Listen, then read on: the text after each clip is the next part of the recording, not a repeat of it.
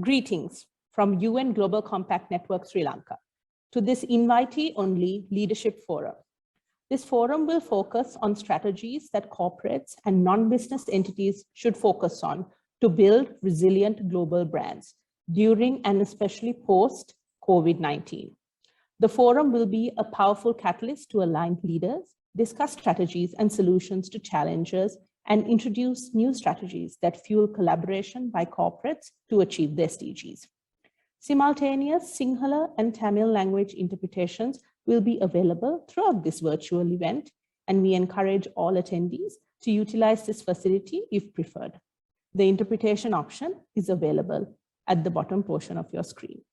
The session is interactive, and we encourage attendees to use the Q&A function to pose questions to the session panelists. Please tag UN Global Compact Network Sri Lanka and your participation in MGGLB Sri Lanka when sharing on social media. The Network Sri Lanka social media handles are available in the chat box. We are privileged to welcome the following eminent panelists.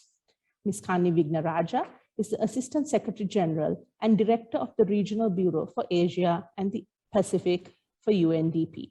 She brings over 25 years of experience of the United Nations mission and UNDP's role in the Sustainable Development Agenda. She has a deep knowledge of the Asia-Pacific region, as well as the global, regional, and country-level workings of UNDP across policy, program, management, and operations. Dr. Musimbi Kanyoro is an accomplished leader with 4 decades of experience in international non-governmental organizations, global multilateral organizations, and ecumenical agencies. Dr. Kanyoro has served on many international boards and is currently a member of the UN Global Compact Board and the Council of London School of Economics. She also serves as a board chair of 2 international brands, the Women's Learning Partnerships and the United World Colleges. Mr. David Lau was appointed as the chairman of the board of directors of Dialog Axiata PLC with effect from 1st July 2020. Mr. Lau has over 35 years of professional experience in finance and leading financial organizations in various locations in Australia, Brunei, China, Malaysia, New Zealand, Netherlands, and the UK. The forum moderator is Mr. Dilhan Fernando, CEO of Dilmah Tea and chairman of UN Global Compact Network Sri Lanka. His efforts have focused on bringing tea to a new generation with innovations like tea gastronomy, tea lounges, and enhancing knowledge in tea through the Dilmah School of Tea. Mr. Dilhan Fernando, over to you to commence this leadership forum. Good evening, everyone. It's an honor to join this eminent panel. By way of introduction, we are talking about what it takes to build a purpose-driven brand. Now, the definition of brands, businesses changed fundamentally, accelerated by the events of the past 18 to 24 months. And today, I think you can argue that a higher purpose for any business is non-negotiable. It's an obligation that any business has from a moral, existential, or market perspective. In fact, when you look at the very definition of capitalism, the questions concerning what it really stands for and the interpretation of capitalism as the creation of value across the social, natural, economic, or commercial dimensions is one that is being emphasized even more vigorously today. So the circumstances, everything is under threat: agriculture, tourism, fisheries, and every business is impacted. And so a sincere commitment to purpose is as much a means of survival, therefore, as it is a realignment with opportunity and the 21st century customer. Aligning a business and its higher purpose with people and planet is also very much the protection of the kind of resources, the assets that are expected to be required to sustain your business in the future, taking ecosystem services, taking inequality, and all of these aspects into consideration. But the true impact, I believe, for businesses and brands is to understand that there is far greater fulfillment. And in fact, there is biological verification of this in science that you can read online, that there is far greater pleasure and fulfillment in the human brain from giving than receiving. And so in that sense, with that scientific context, I think the true impact and the true potential for business is to deliver life-changing impact on the lives of people, on securing the environment, securing the planet for future generations. So to discuss all of this, I'm very honored that today we have three eminent speakers. And with that, I would like to request Ms. Kanni Wignaraja to share the first suggestions on what it takes to build a purpose-driven brand, and importantly, talking about partnerships, public-private partnerships that are necessary to achieve the SDGs. Ms. Wignaraja.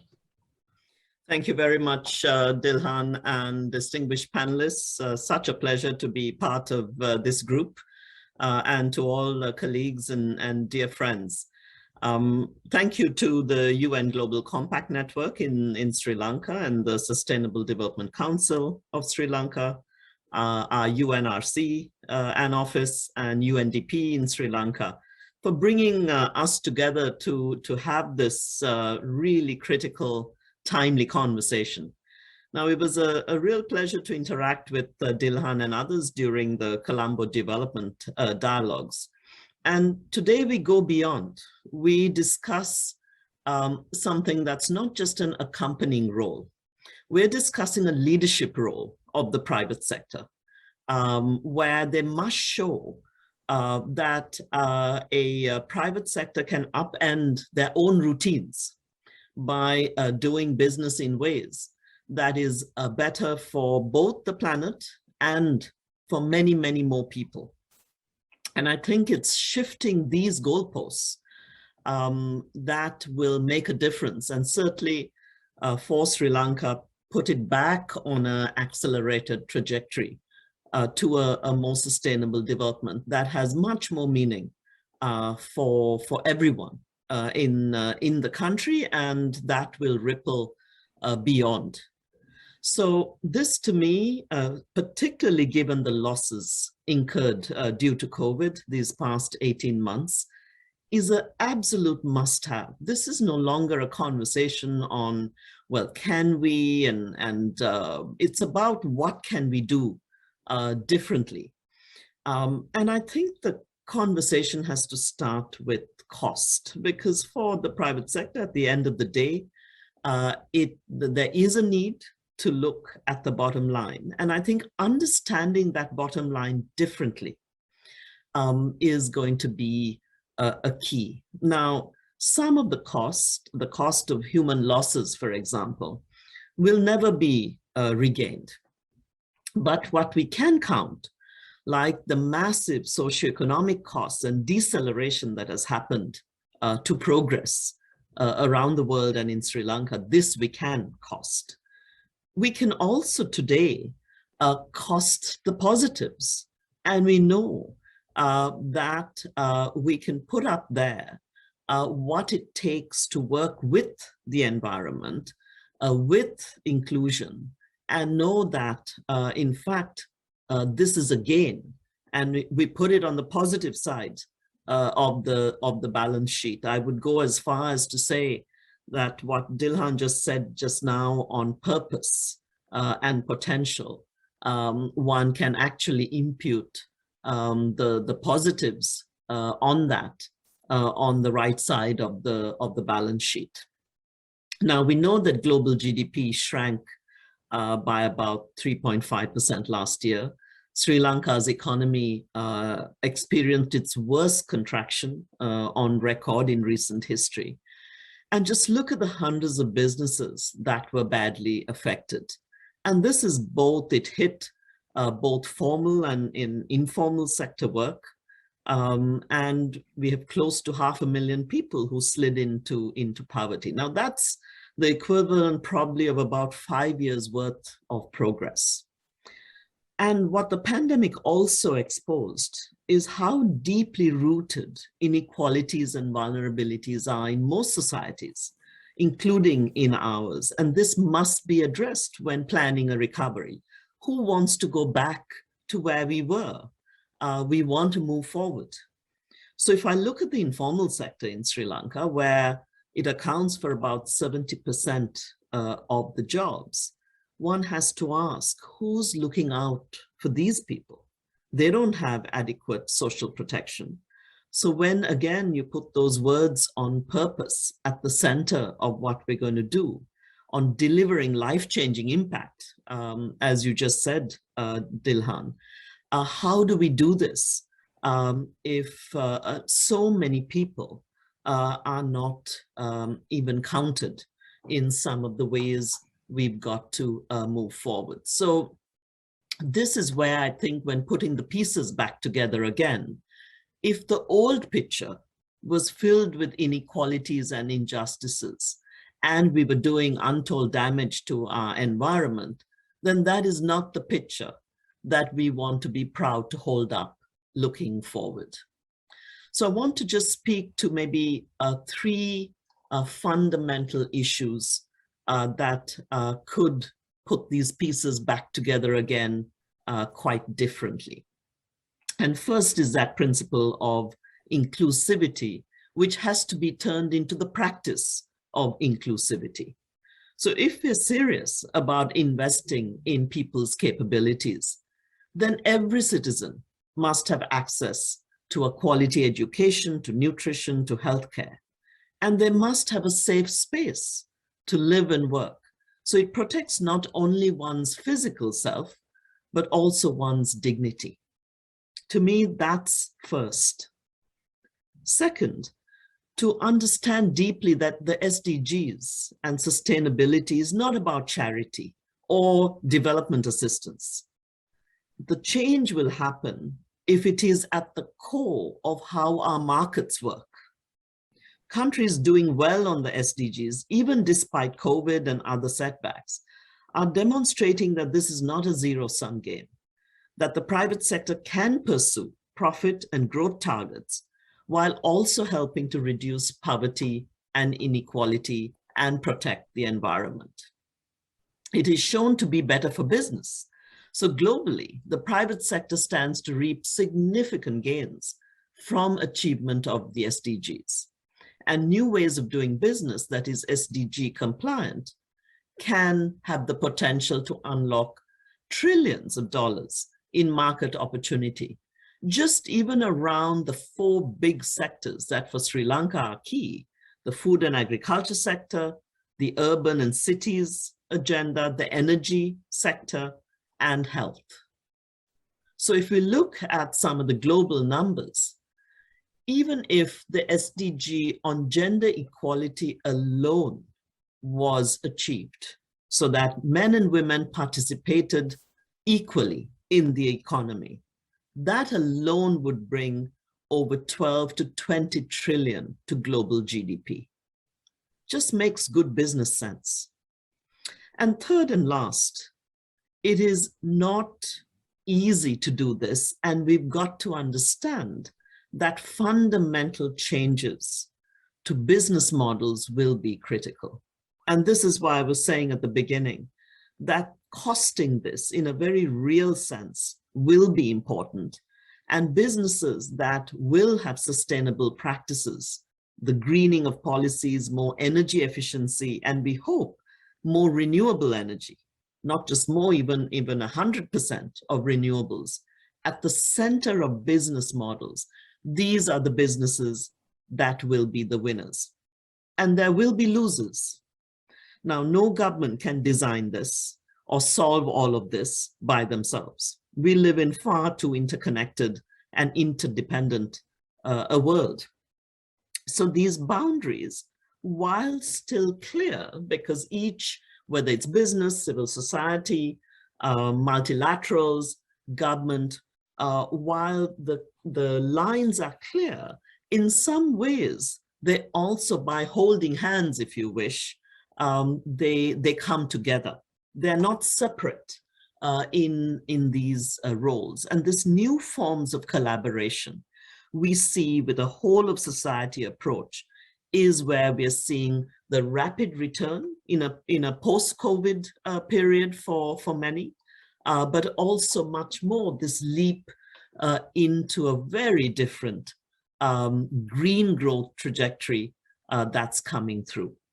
So I hope that the private sector and the government in Sri Lanka, together with all of us at the UN, at UNDP, all our bilateral partners, that we continue to challenge and we advocate new ideas, new discoveries to keep Sri Lanka at the cutting edge of both public policy and private investment.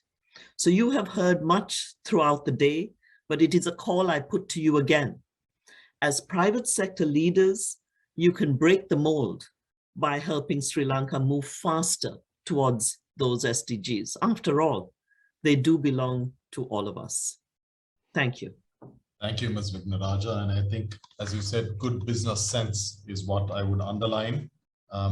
Collaboration and fundamental change. Thank you. Thank you very much for that. We will have a few questions shortly, but in the meantime, if I might continue on to our next speaker, Mr. David Lau, Chairman of Dialog Axiata, will talk on what it takes to build a purpose-driven brand from a perspective of sustainability, resilience, and a global and local perspectives. Mr. Lau. Thank you, Dilmah. Good afternoon. I want to say out front that I am not an expert on UN Sustainable Development Goals. Okay, but what I hope to do today is to share with you my experience as a board member in dealing with this subject in the companies that I'm with or I was involved with. Okay, I hope the audience will find this to be useful. Basically, I have three messages that I hope to share in the time allocated to me. The first one is, okay, I'll start off with, I'm now a board member of Malaysian Airlines. It's been there for the last 10 years. And in the last 10 years, we have not been able to make an annual profit as a group, although there were pockets of profitable business units, okay? In end 2019, just when we were able to turn around the airlines after a major restructuring exercise and starting to meet our targets for the first time, we got hit by COVID-19. You know, just like every airline in the world, we had to ground most of our flights. Our top line numbers dropped by 70 to 80%. This year, 2021, we expect to see a bottom line loss of $500 million. Of course, we are small airlines, or smaller airlines compared to the likes of British Airways, Cathay Pacific, or Singapore Airlines, okay, whose losses in 2021 are expected to be in the region of $2 to $3 billion US. Okay. In end 2019, we embarked on our sustainability journey. We put together a blueprint, and then came 2020. Of course, we were struggling to stay alive like everyone else. And in mid-2020, we were one of the first airlines in the world to enter into a restructuring exercise with all our bankers, our plane lessors, our debtors, to restructure our debts. We completed this successfully by end 2020. Even in these difficult times, the bankers have never let us forget our roles towards building a sustainable world, particularly on carbon emission. Meanwhile, the aviation industry in general has adopted sustainability as a mission, as aviation alone contributes about 2 to 3% of the global CO2 emission. For example, Boeing has committed to fly on 100% sustainable fuels by 2030. DHL has placed an order for 12 all-electric aircraft. In Malaysian Airlines this year, we completed our blueprint to get to net zero by 2050, which we recently made public. This blueprint is backed up by initiatives such as reducing fuel burn through optimizing our flights and flight schedule, flying more efficiently, planning for next generation more fuel efficient planes. We also make a commitment to use sustainable aviation fuel, SAF, which is currently about 7 times more expensive than the current jet fuel. And we have just heard that the European Commission is going to introduce the Fit for 55 legislative package, which will make flying into Europe much more expensive for all of us. They talk about carbon credit baseline. We don't even have the knowledge or skill sets to measure our baseline carbon emission level at this stage. And neither do we have the system or skills to accommodate our customers who are willing to pay for carbon offsets. So my first message is this: it is very challenging for business who are barely able to survive these days to talk about SDG goals, especially small and medium enterprise whose objective today is to stay alive. Okay, but for companies like Malaysian Airlines, I think if we want to operate regionally or we want to secure funding from international banks and leasing companies, you have to address this. Already some bankers and lessors are indicating to us that they are less likely to do business with us if we do not have a sustainability roadmap or blueprint. I will now share with you what we did on sustainability in another company, the Axiata Group. I was on the board of Axiata Group for over 12 years. Now, Axiata is a holding company with telco subsidiaries in Malaysia, Indonesia, Nepal, Bangladesh, Myanmar, Cambodia, and of course, Dialog in Sri Lanka. We started to address our sustainability issues much earlier on in our journey, probably about 7 years ago. And our approach is very simple. We condense it down to 4 Ps, which we find it easy to explain to host governments in countries that we operate in, and also when we explain to our staff and our customer. The first P, planet and society. This includes initiative to address environmental issues and to push ourselves to create a digitally inclusive societies. In countries that we operate, contribution towards the environment and the community is a given. For example, in Dialog Sri Lanka, we pledged to commit 1% of our profit after tax to give back to the society, although we have achieved close to 7% of our profit after tax for the total social sustainability initiative. This includes the setup of the Dialog Foundation, which focus on, among others, access to education, particularly in the rural areas, assistance to people with hearing, sight, and speech difficulties, and also disaster management. The second P, people. To be recognized as a top talent brand and an Asian talent factory with diversity and inclusivity. Dialog in Sri Lanka is a great example. Dialog produces a number of top talent in the Axiata Group, with senior Sri Lankan working and all have worked in the Axiata subsidiaries in Malaysia, Nepal, Bangladesh, and Indonesia. I believe there are currently 3 Sri Lankan talent running Axiata subsidiaries as CEO right now. The third P is partnership. To be the #1 choice for customers and for partnership, while continue to build trust in our stakeholders and the countries we operate in. And the last P is performance or profit. To become the Asia champion for telecom and digital business, generating a strong return on invested capital. In 2019, we tightened our governance process and introduced an extensive program on how we conduct our business with integrity and in compliance with the country's law and on bribery and corruption. One lesson I learned from my time in Axiata is, and this is my second message, if you want to be serious about setting company sustainability goals for your CEO or for your company, you have to include them in the company scorecard. Otherwise, they just remain as lip service. If sustainability targets are not in your highest level company scorecard, you will not see things changing or improving. That brings me to my last message. Royal Dutch Shell operates on a set of core values. Number one, integrity. Number two, honesty. Number three, respect for people. These core values were there since I joined the company 40 years ago, and I believe they're still there today. They underpin everything the staff and the company do. The brand Shell took us to almost every country in the world where the government and the public, our customers, prefer to deal with us because of our values and our business principle. And this includes our employee who wants to work with us because they know exactly where we stand and how we behave.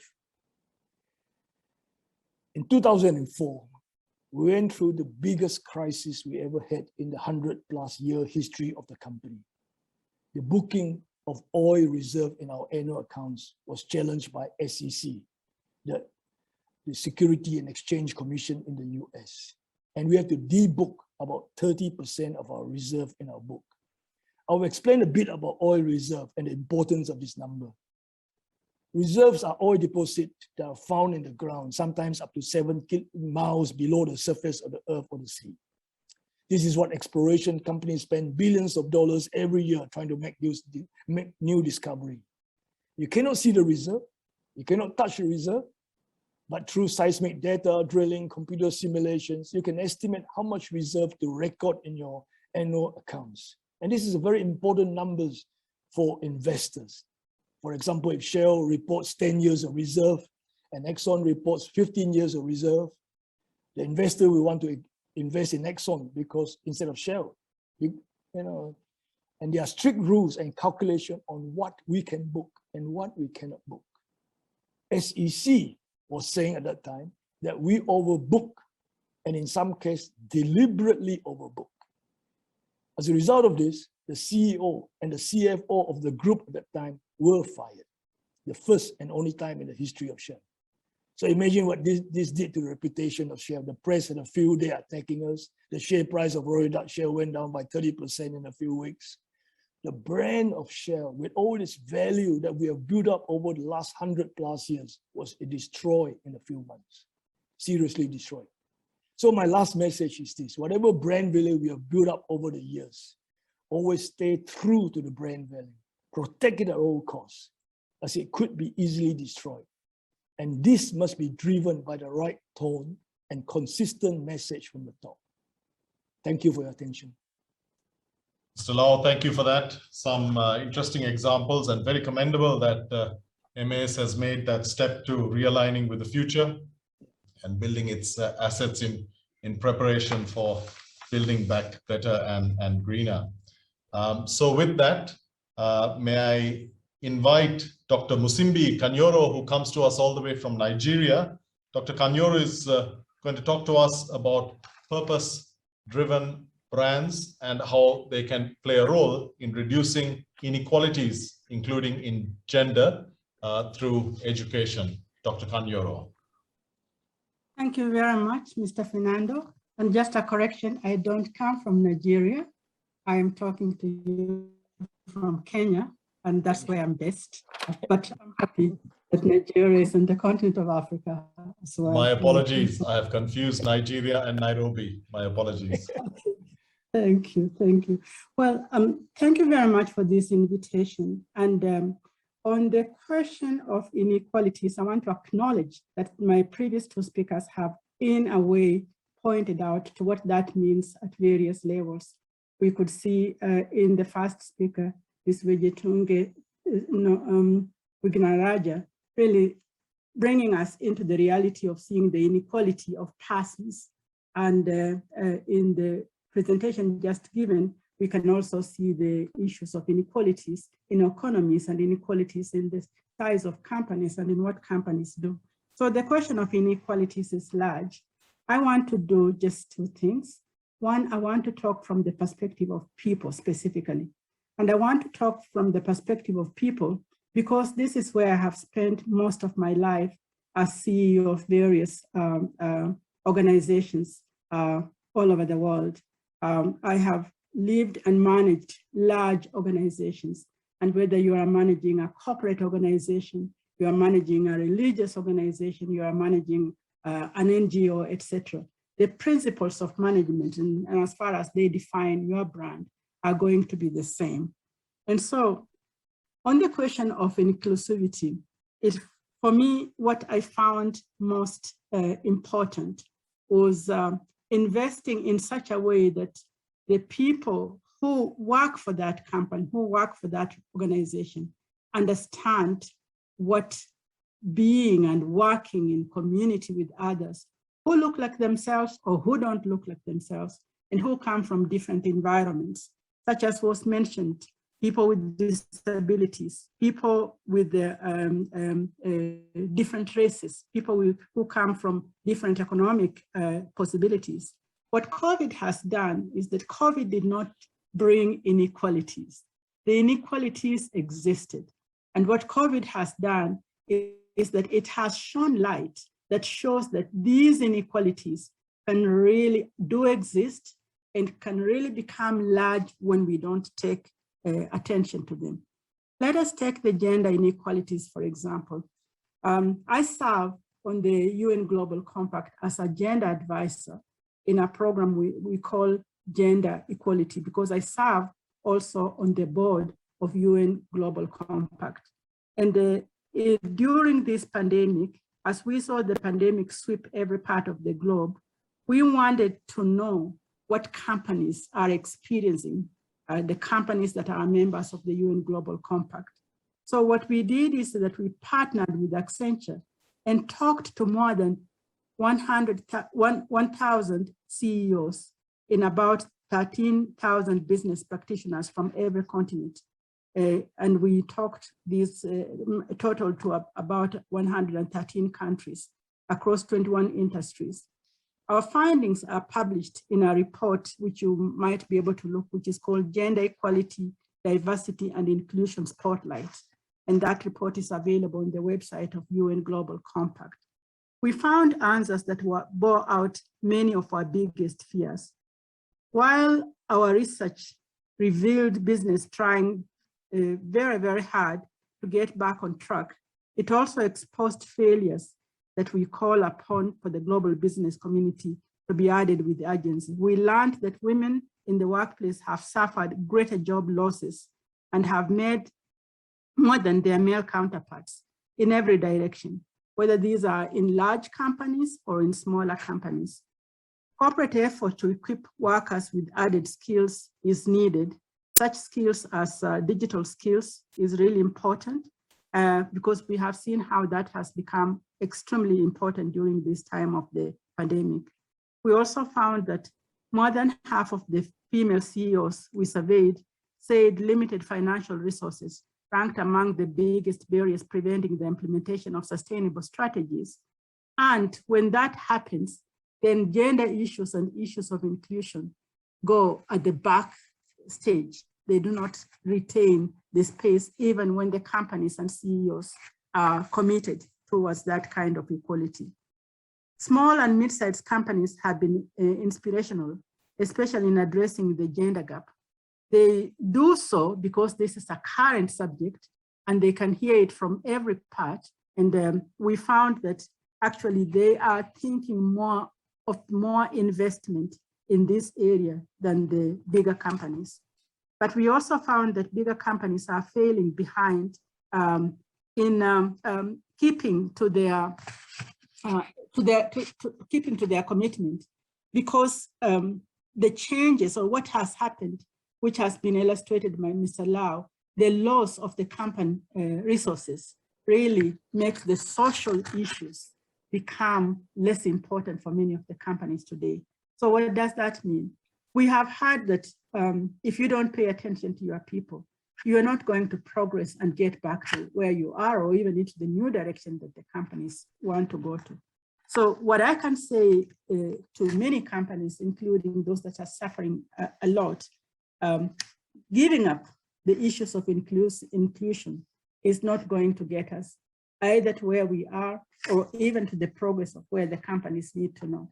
The research shows over and over and over that when people are attended to, you get better. And it is the people who make companies. And when people are not attended to, the progress does not get where we want to. The second thing that I want to say is that today we are living at a very different time in the lives of our companies or the lives of organizations, because there is no matter that you can hide under the table. We see it by what is in the news today. The very people that work for the companies, if they feel that the companies speak one thing, put one thing in the policies, but they don't do it, they will blow the whistle. We're hearing this over the news right now in terms of companies such as Google and others, such as Facebook and others, etc. This will happen in every company everywhere in the world, because the world is changed. And nowadays, the faithfulness to the company does exist, but it exists plus the company being faithful to its people. So there's much more ask for transparency. And then the other thing that I want to say is to understand the things that make inclusion not valuable, even when there's an attempt to make it happen. One is that if companies do not initiate education that helps to see the people inside the company and pay attention to their progress in terms of what makes them good workers in the place where they work, what makes promotions fair and just, etc., then we go back to step one. Because we've seen many companies, they do not lack promoting women or people of other races, but they like promoting them to the highest level. And that's really important, because when you get into the C-suite or you get up to the board level, then you still find the diversity is not included. And this inequality grows deeper when we look at the intersection of race and gender, when we look at the presence of indigenous people of every country, because each country has got their own indigenous people that may not have it on top of the privilege. And then lastly, I want to say that the people inside the company, a company that needs to brand itself, has to be able to brand itself so that the people who are inside are held responsible for not applying different standards to its employees. Because research has shown over and over that the biases that exist within the company itself are the ones that make people unhappy or make people leave their jobs. Women specifically have named, and probably that's an example for all other people, they have named many biases that keep them down or make them not progress in their job, including things such as different types of microaggressions that exist in the companies. And so in the education part of this is that the companies need to educate their employees on these issues that have become very visible. Like when I just mentioned the word microaggression, many people might think different things because it translates into different things. It translates into things like speaking to different people differently, honoring people differently, believing people differently, not affirming the thought systems of certain people and letting them come to the table. So the biggest thing in terms of education is educating the company employees from every section to understand what it means to partner, to have it to be in partnership in an inclusive community, in an inclusive society. I think that part of people will actually spell a larger and more lasting brand for a company than any other thing that it will have, because it's people who make companies, and it's people who speak up, and it's people who feel the pain when lack of inclusion and fair treatment exists. Thank you. Dr. Kanyoro, thank you. Thank you. It is absolutely, without doubt, it is the people that is the strength, and particularly in this difficult time that we see, it is the people that form the future and take a company beyond rather to meet the new norm. So with that, you presented multiple challenges and shared certain situations, which I would like to ask Dr. I'm sorry if I might ask you, Ms. Wignaraja.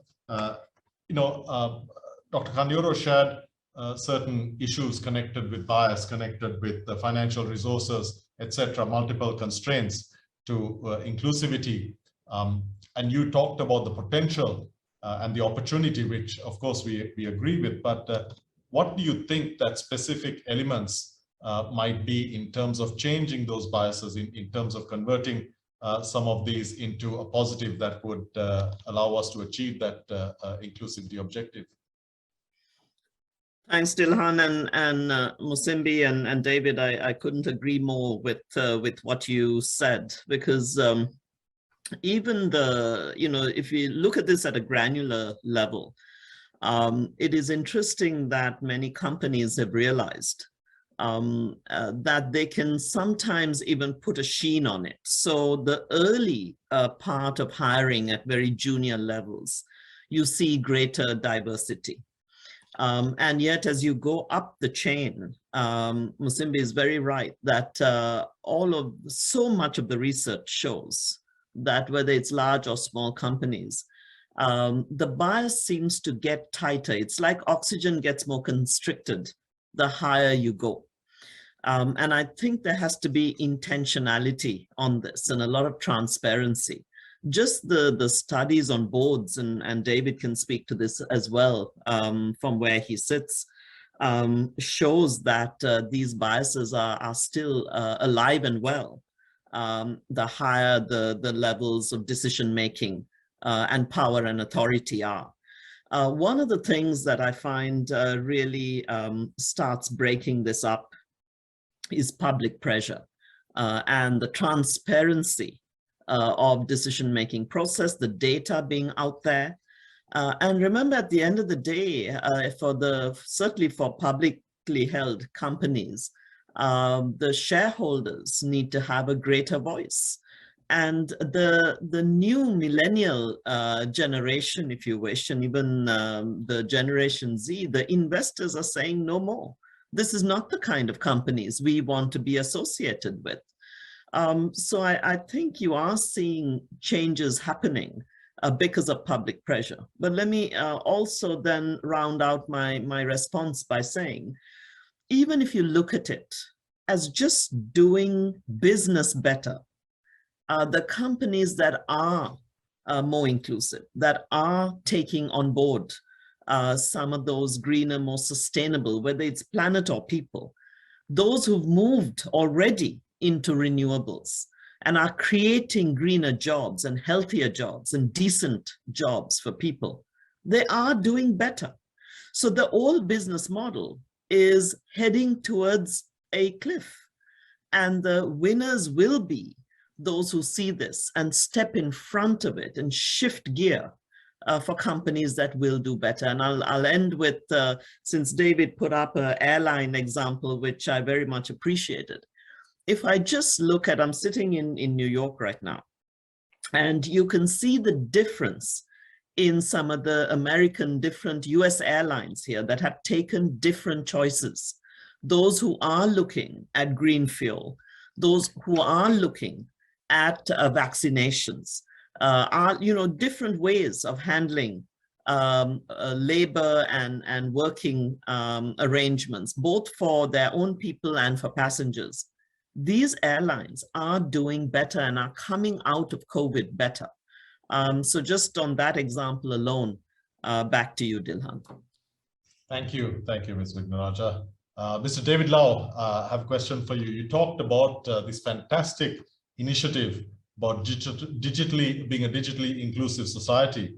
Now, in hospitality, going back to your airline example again, I'm sorry we are moving to a different segment of your life, but talking about the airline aspect, you talked about certain regulatory pressure, certain consumer pressure.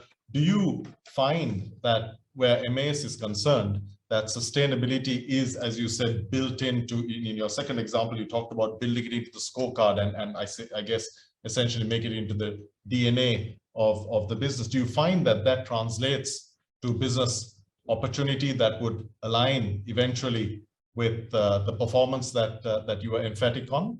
Brilliant. Let me first comment on the diversity, which Dr. Wignaraja mentioned earlier on. I mean, Malaysian Airlines, let me take Malaysian Airlines board. we have an all male board for many, many years. About a year and a half ago, we have the first young woman on the board. And she came from a company called Grab. Grab is a digital company. I tell you, it brings in a total fresh air, total ideas and so on. Views on customer preferences. We thought, take for granted one way. She has a different view, and we say, oh, why didn't we think about that before? So that diversity certainly helps a lot. Okay.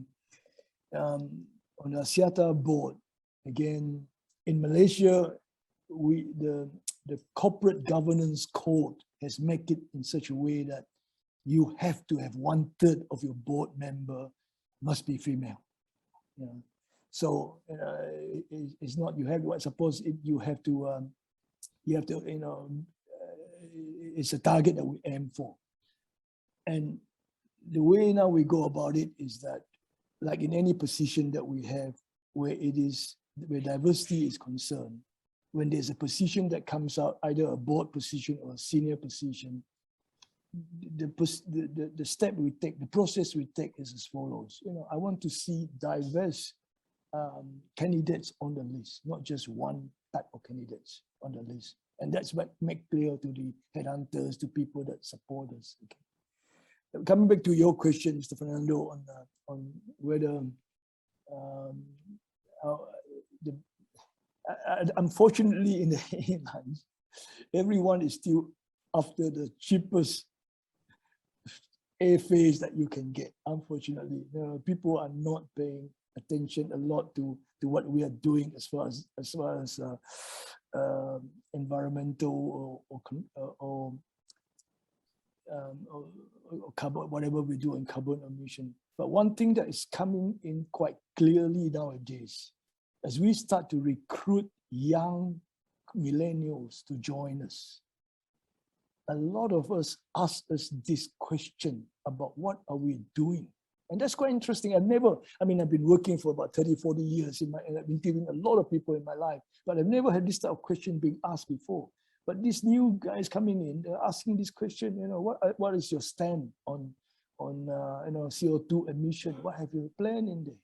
And I sense that if we don't move ourselves into that area, we're gonna get, become a very unpopular place for people to work to, and to get to use the earlier example of a speaker here. It is something which I'm old. I've been in the industry for 30, 40 years. So I started the days when we don't have environmental. So it's something that I'm learning myself to try to address and address this issue. I don't know if that answers your question or not. I hope it helps. Yeah. Thank you very much, Mr. Lau. From a very pragmatic way, it does. Dr. Kanyoro, I have a question for you. It concerns the aspect of reskilling, the limited financial resources, and the connected issues that you shared. Something that we see a lot in Sri Lanka is that the entrepreneurship amongst women, facilitating that, catalyzing that, has unleashed tremendous potential, not only for the family concerned, but also for the economy. Of course, that's something that is still growing. Do you see that promoting entrepreneurship is something that we could use in situations where women have suffered as a result of pandemic and so on? Well, I think in the first point, I would say that women have always been entrepreneurs, because if you look at many informal markets that we have, it has been women who have run those markets. Anyway, I'm very familiar with Asia. In my working career, I've had opportunity to visit many countries all over the world. I'm often surprised at how similar we are when you look at the lives of women. So what we can do is, now that we recognize, we should value it more and then commit and finance it, because that is possible. Women work with very little resources, and very often they expand those resources because of the way they think, because of knowing to live within little, and then they also are good distributors of what they can be able to get so that it makes sense. That's why people often say, if a woman has money, she will use it for the education of her children, etc., etc., etc., and support the rest of the family. So now that we are coming to a world realization of what can be done by the entrepreneurial spirit of that women have, but also their organizing capabilities, because it's not a good thing if you have a company just for yourself. But if you are able to organize and influence others, as we have seen in many cases where women pass on the education they have to each other through organizing, and influence even younger people by creating opportunities for learning from each other, then we are up to something that we can bring in business that has often been neglected as being out there in the social movements, in the NGO world. And now we can be able to say that those social movements can bring something to the business world in the same way that many people in the social movements have learned a lot from the business world. So this is an opportunity for that exchange of knowledge that is needed. The second thing I wanted to say here too is connected to how I see that we should look into the future as we hire staff or as we recruit people on the board. The old system used to say, get somebody with experience, meaning that the more you worked, people like myself who have been working all throughout our lives, managing organizations, that was counted as positive for the experience. But today's world is not asking experience in longevity of work. It is asking the relevance of that experience. And many of the things that are needed in today's world actually do not belong to those people that have just come from long years of working, but they belong to being able to interpret the world today, as my colleagues have mentioned, where the younger people of this generation ask different questions, but they also approach the answers differently. And it's just about time that we actually ask for the relevance of the experience that is needed right now. And the last thing that I want to say is that I believe women can bring a lot to the table, but I'm so invested in the whole of the young people, boys and girls, men and women. Right now, I'm devoting my time more on boards, but also more on the education of young people, because I see that this is where our future lies. These are young people who were born and have never seen a world without technology. So when we say we want to be technologically educated, we are crying over something that already exists and has potential to go into the future. So I think that if we want future businesses, future companies, schools, health facilities, etc., we have to decidedly invest in young people. And if that means some of us, of the older people, stepping off so as to give them an opportunity, we should do that. Thank you, Dr. Kanyoro. And in fact, you're absolutely correct on the access, concerning the access to education. And I must commend Mr. David Lau. I'm not sure if you're aware, but your business in Sri Lanka is doing a tremendous job in that area, both in addressing digital inclusivity and providing education through the dialogue channels. We have a question which I would like to put to you, Ms. Wignaraja. It concerns the cultural influences that could be an impediment on gender equality, and what's being asked by the member of the audience is how do we elevate addressing the cultural influences where gender equality is concerned to all levels of an organization? You know, I have it is a hugely complex question to which I have always had a pretty simple answer. And that is that if our culture protects diversity and inclusion, and then I put it front and center. If there are parts of our culture that hurt and are unjust, then we cannot hide behind the label of culture to do the right thing. So to me, it has always been clear that if you put the person and our environment front and center, we've got to be very honest about questioning parts of all of our cultures that have actually not done the right thing, because sometimes culture has been used to protect injustice, to protect those gender differentiations, to protect systems that should have been put away and destroyed a long time ago. And to hide behind that as culture, to me, just doesn't work. So I would take the richness of what is humane and right and good about our cultures and invest in that and say the rest just has got to go. Thank you. Thank you. So we have a question I would like to put to you, Mr. David Lau, and also subsequently to yourself, Dr. Kanyoro. It is to all respected speakers as experts in your respective industries who see the need for radical change. Do you have any particular advice for the next generation of young change makers sharing your vision for a better world? Advice for the next generation of young change makers, staying the course in terms of sustainability. You also talked about the importance of sticking to your values, which I guess we can interpret as solid advice. So with that, may I switch to you, Dr. Kanyoro? Any thoughts? Thank you. I just want to share the experience, and if young people would like to think that it's a good thing, they can take it as advice from me. One, I think, is that wisdom is not invested in any one single people or one single person. And so the idea of listening and valuing what others have said or do have, for me, is important.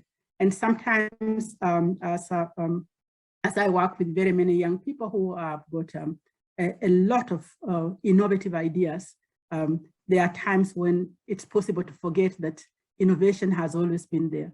And whatever we think of, some of it may have existed at some point. And so valuing, and as we say on my continent in Africa, we are because others have been, and we keep standing on the shoulders of others. So I would say to the young people, if we have to continue community in the world as people, as human beings, we must continue to value and take care of those shoulders and stand on them because we need them. And you should not build ladders up and then remove the ladders because you're so good at it. I think we should build the ladders and keep building the ladders so that even those who come after you, because you're young today and tomorrow you're not going to be the young person, there's going to be another young person. And so this idea of these generations that go on, come and go on is very important. And African wisdom says, talking of culture, if you cannot respect the food that your mother cooked, then you're not ever going to respect the food that somebody else cooks. So I would say to young people, continue to be community-based, to be family-based, to be company-based, faithfulness to the place that you are, as you thrive in that place. Because those of us that have been young ones and are not young have thrived because others have supported us and because we have followed a pathway which other people have walked. And this, for me, I find useful. I still continue to find it useful. And I hope that somebody else will find it useful. Thank you, Dr. Kanyoro. Ms. Wignaraja, I wonder if you have any closing words of wisdom, advice for the next generation of young change makers. You know, I take Musimbi's point here. It's hardly advice because wisdom can come at very young ages, and I think we learn as much from those who, I mean, I learn as much from my children as I hope they continue to learn from me. And I think the ability to stay open to new ideas and to have that courage. You know, sometimes you feel it's you against the world, but it's never the case. I think there's always, you find other folks who are willing and are trying to find those same spaces. So it's looking for the like-minded, sometimes those with crazy ideas. So you never feel alone in trying to break some of the bad habits and the structures that you feel have been this way for years. if we didn't have people who stood out and stepped out at all different ages and said, you know, this can be done better. It doesn't have to be huge and big and magical, but even small changes as individuals and then together. I think it's these folks who constantly question, not to break, but to make. And that to me is, I hope, something that all of us can continue to inspire and motivate young leaders to do, because it's in each of us. I think for some, it just needs to be given some support to come through. But really, what an amazing group of panelists, and I'm deeply appreciative to Musimbi and David and yourself, Dilhan, and all our colleagues for this opportunity to engage. And I look forward to actually being there in person towards the end of the year. Back to you. Thank you very much. So in conclusion, it seems clear, ladies and gentlemen, that the change that we talk about is upon us. It is, using the words of Dr. Kanyoro, you can't hide under a table. She used it in a slightly different context, but allow me to please borrow that. And so while sustainability is a topic that has been discussed for many years, in fact, from an environmental perspective since 2005, and whilst the solutions have been staring us in the face, the call and the urgency has become louder to a point where we are now said to be at the doomsday clock at least 100 seconds to midnight. And so without action, we would be harming our own prospects for survival, and worse than that, harming the prospects of future generations. Education is key. Thank you so much for your participation.